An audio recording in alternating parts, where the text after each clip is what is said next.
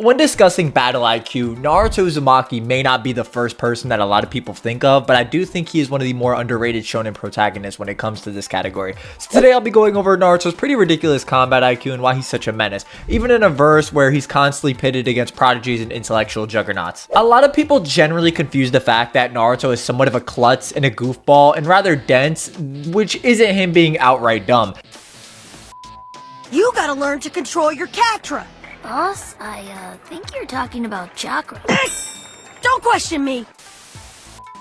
While Naruto isn't that academically gifted or has his moments of forgetfulness or outright foolery, like not recalling every one of the Rinnegan abilities or forgetting Senjutsu's the group's main way of hurting Obito, it's more so that Naruto just isn't the best with knowledge-based things and works better through his own experience or his own way of perceiving things and feeling things out. This being something Naruto references himself during his training to master a tail beast bomb via using the correct chakra ratio 8:2. Naruto in his own words noting that he prefers to feel things out, and this is consistent with how Naruto digests concepts in the actual universe of Naruto. An example of this being Senjutsu and the concept of utilizing your own mental and physical energies and fusing that with nature, something Naruto really didn't understand until he kind of related it to ice cream and how it kind of swirls together with multiple flavors. Another example of this is how Naruto pretty much creates solutions to extra steps or difficulties in creating jutsu. This is something that's brought up during Sage Mode training when Naruto's trying to run and collect nature energy at the same time. A concept that Fukasaku relates to looking left and right, which Naruto comes up with the solution to create shadow clones to collect nature energy for him. The left and right concept clicks with Naruto because it essentially in his mind allows him to split the workload between his clones and himself. This being further demonstrated earlier even during the Rasen Shuriken training process, where Naruto was struggling with the Rasen Shuriken due to him trying to add wind release to the Rasengan while also having to create the Rasengan with a clone, which pretty much made it that he was trying to do two things at once: maintain the chakra form while also attempting to add the nature release wind to the Rasengan. This is when, the whole look left and right at the same time kind of inspired Naruto, as instead of trying to,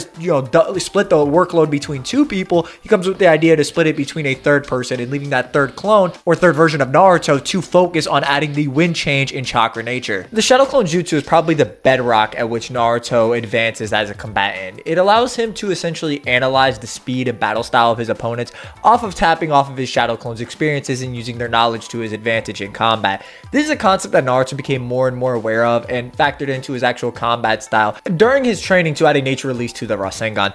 This creates a situation where Naruto can maximize the overwhelm them with numbers approach by learning more about his opponent and always gain something toward creating a much more effective strategy rather than just throwing the kitchen at the wall and seeing what sticks like he did as a kid. The first fight we see this concept utilized by Naruto is an excellent example, as against Kakuzu, Naruto is able to identify how many doppelgangers he needs for his diversion into a Rasen Shuriken finish. Kakuzu noted to possess overwhelming battle experience, having crossed swords with even the first Hokage, coupled with statements such as Kakuzu having the ability to analyze an opponent and work out a strategy on the spot. This being someone Naruto was able to outplay and analyze on two separate occasions, an individual overall was giving Kakashi a bit of trouble in Yamato's own assessment. A big factor that played into his finish against Kakuzu is Shadow Clone Foolery or Shadow Clone Sleight of Hand. Shadow Sleight of Hand? That sounds cooler. There's differing applications for this, but Naruto is either just convincing the opponent that the original is a shadow clone, or Naruto just transforms himself into an object or technique that he finds useful in battle. In the Kakuzu example, Naruto knows he's going to be going for the one with the Rasen Shuriken, and he creates a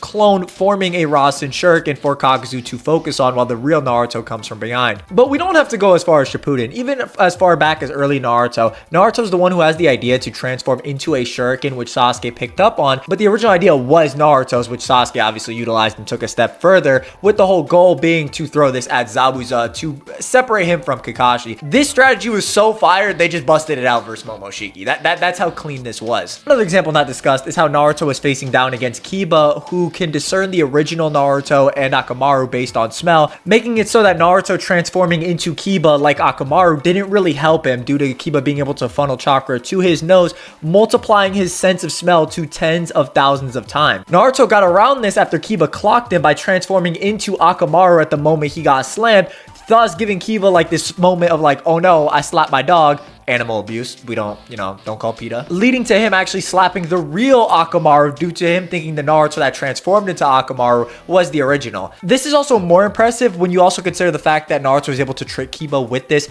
previously towards the beginning of the fight, so Kiba had already had knowledge that Naruto could do this strategy, as Naruto had pretty much transformed himself into Akamaru and bit Kiba's arm. So thinking about that as well, the fact that Kiba knew about this and Naruto still was able to pull it off, pretty cracked stuff. So even as far back as part 1, Naruto was really pulling off these high level plays of just transforming and having this sort of sleight of hand. And this isn't the only example throughout part 1. Another example you could look at is Naruto in his fight with Gaara, where he's able to close the distance and actually pluck a kunai into your sister's ass.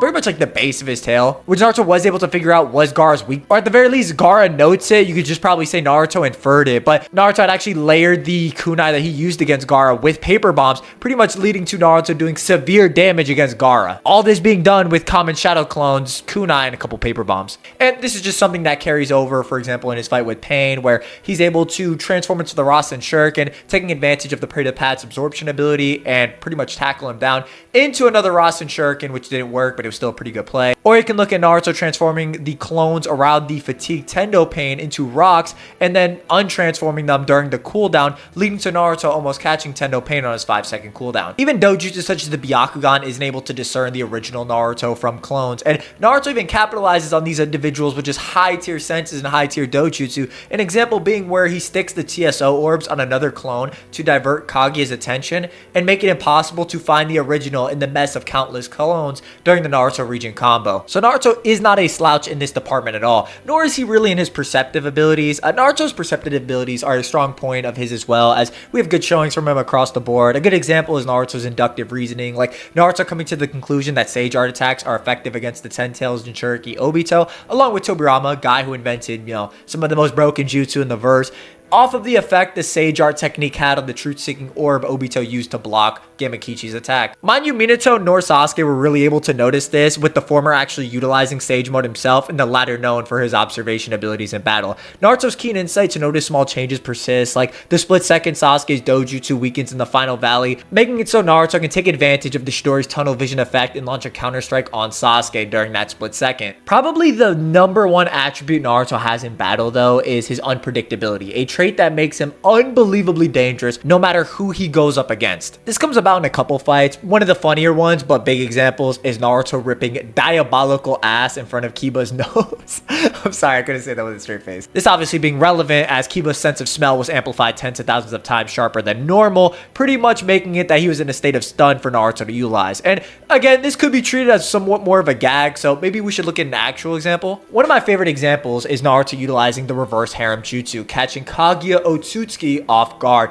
Kaguya, with all her extra sensory abilities, dojutsu, and Naruto still was able to catch her lacking in this. Is not just a one-off, as Black Zetsu, an individual who has seen beyond gifted shinobi such as Sasuke, Itachi, Madara, Hashirama, Pain, Obito fight, along with being around since the time of Kaguya herself, notes that Naruto, quote, has always been totally unpredictable, end quote, and due to this he advises Kaguya to just outright kill him.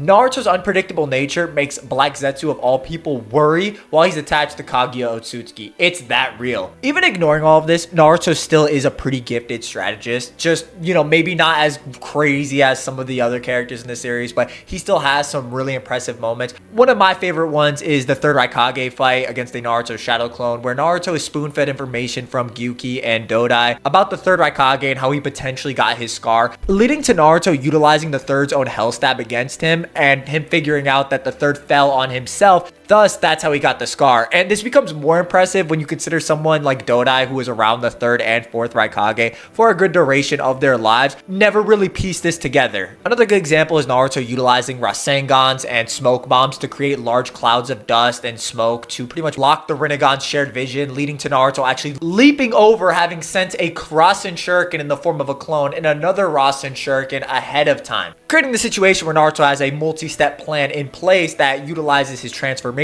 jutsu or shadow clone sleight of hand, overall knowledge of the opponent, as well as some unpredictable tactics in the form of just jumping high up. A highlight strategy that Naruto comes up with is teleporting everybody out of Obito's barrier, the Crimson Ray barrier that was multiple levels stronger than the one the Hokage did, where Obito was essentially going to nuke everybody inside the barrier, and it was pretty much like a lose-lose situation for everybody. In this situation, Naruto had the idea, along with Kurama, to take advantage of Minato's ability to teleport anything he or his chakra is touching. Naruto fist bumping with Minato, essentially connecting their chakras and indirectly connecting everybody else. creating a situation where everybody was connected to the two and they were able to teleport everybody outside the barrier. A really good comment I saw, I wish I could take credit for this, I really do, but I have to give credit to the commenter on this one, is that there's actually a point to where you can look at Naruto's upbringing and how Naruto grew up a street rat, constantly having to escape from villagers with sly tactics or pranks, which translated into his fighting style later on and why he's coming up with these pop fly tactics. This being more impressive when you consider that as a child, Naruto was doing all of this against ninjas in the village as well. So his upbringing definitely influenced his fighting style, with him just kind of having to do all these unpredictable tactics to kind of escape or just catch his opponents off guard, which is something I never considered, but I think is just really cool and adds a lot to Naruto as a character. That's the video. Hopefully you guys let me know down below, kind of experimenting with this one. If you guys want more of this, let me know, and I'll go ahead and do this for Sasuke, a bunch of other characters. Let me know you enjoyed it by liking, subscribing, you know, put down the dishes, get off the road, put the Bluetooth off. Come on, man, I'm struggling. Anyway, I'm playing. Everybody have a great day.